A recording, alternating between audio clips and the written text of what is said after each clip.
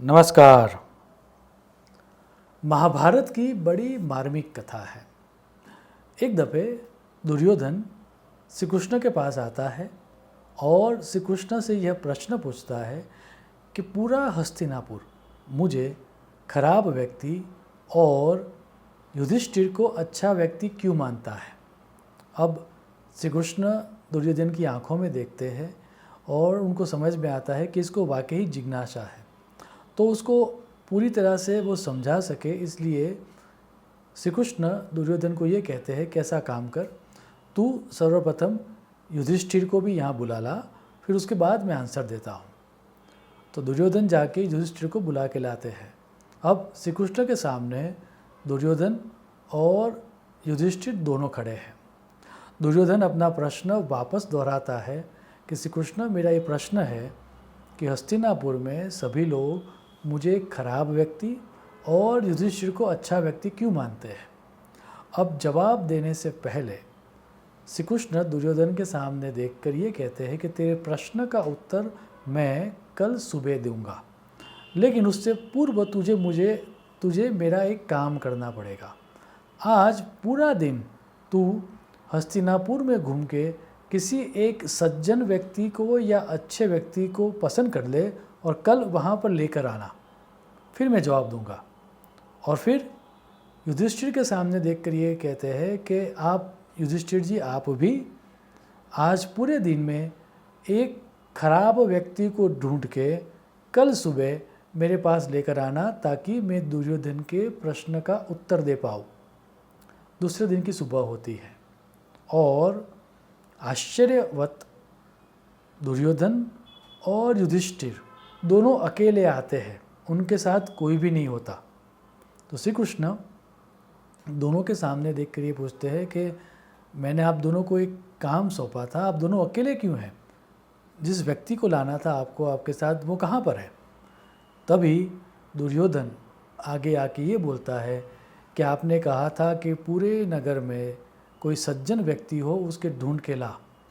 अब श्री कृष्ण, मैंने तो पूरे नगर में पूरा दिन में घूमा, लेकिन एक भी व्यक्ति मुझे ऐसा नहीं मिला कि जिसके अंदर दुर्गुण न हो। किसी के अंदर एक अच्छाई है तो कोई और दुर्गुण है, किसी के अंदर 2 दुर्गुण है, किसी के अंदर 100 दुर्गुण है। तो एक भी व्यक्ति मुझे ऐसा नहीं मिला कि जिसके अंदर सभी के सभी सद्गुण हो और दुर्गुण न हो। तो किसको मैं लेकर आऊँ? अब जब श्री कृष्ण ने युधिष्ठिर की तरफ देखा, तब युधिष्ठिर ने भी यही कहा कि मैं भी पूरा दिन घूमा, लेकिन मुझे एक भी व्यक्ति ऐसा नहीं मिला कि जिसके अंदर सभी दुर्गुण ही दुर्गुण हो। एक सद्गुण तो सभी व्यक्तियों के अंदर होता ही है, और अगर एक सद्गुण किसी व्यक्ति के अंदर है तो वो व्यक्ति खराब कैसे हो सकता है। अब श्री कृष्ण हंस के दुर्योधन के सामने देखकर बोलते हैं कि अब तुम्हें तुम्हारे प्रश्न का उत्तर मिल गया। तुम्हें लोग खराब व्यक्ति इसलिए कहते हैं क्योंकि तुम सभी के अंदर फॉल्ट्स देखते हो, सभी व्यक्ति के अंदर तुम दुर्गुण ही देखते हो। जबकि युधिष्ठिर को सब अच्छा व्यक्ति इसलिए कहते हैं क्योंकि खराब से खराब व्यक्ति के अंदर भी युधिष्ठिर को कोई ना कोई सद्गुण मिल ही जाता है। सो इट्स नॉट अबाउट आप क्या करते हो या किस तरह के कर्म आपके हैं, वो तो सेकेंडरी है। सबसे पहला काम ये हो जाता है कि आप दुनिया को किस नज़र से देखते हो, वही चीज़ आपके अंदर भी विकसित हो जाएगी। कहानी तो यहाँ पर ख़त्म हो जाती है, लेकिन वेद व्यास जी जैसी दृष्टि वैसी सृष्टि का महत्वपूर्ण सिद्धांत समझाते हैं। सिद्धांत को स्पष्ट करने के लिए ऋग्वेद की एक ऋचा का सहारा लिया जाता है। ऋग्वेद में कहा है, अक्षणवन्तः कर्णवन्तः सखायो मनोज वैश्व समा बभूवः। अर्थात अगर हम ध्यान से देखें तो हम सब की आँखें 2 हैं और वो समान है, काइंड ऑफ।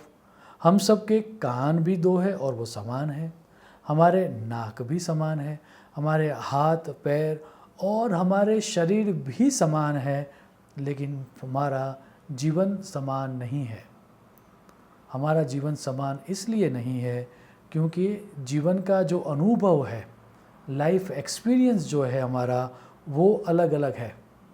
और वो अलग अलग क्यों है? तो ऋग्वेद कहता है क्योंकि हमारी मनोवृत्तियाँ, आर मेंटल एटीट्यूड अलग अलग है। हमारा मेंटल एटीट्यूड अलग अलग होने के कारण हम सोचते अलग अलग तरीके से है और इसीलिए हमें जीवन अलग अलग प्रतीत होता है। इस सिद्धांत को समझाते हुए आदि शंकराचार्य जी ने दक्षिणामूर्ति स्तोत्र में एक अद्भुत उपमा दी है। आप दक्षिणामूर्ति स्तोत्र का यह स्लोगन देखें, विश्वम दर्पण दृश्यमान नगरी तुल्यम निजांतर्गतम।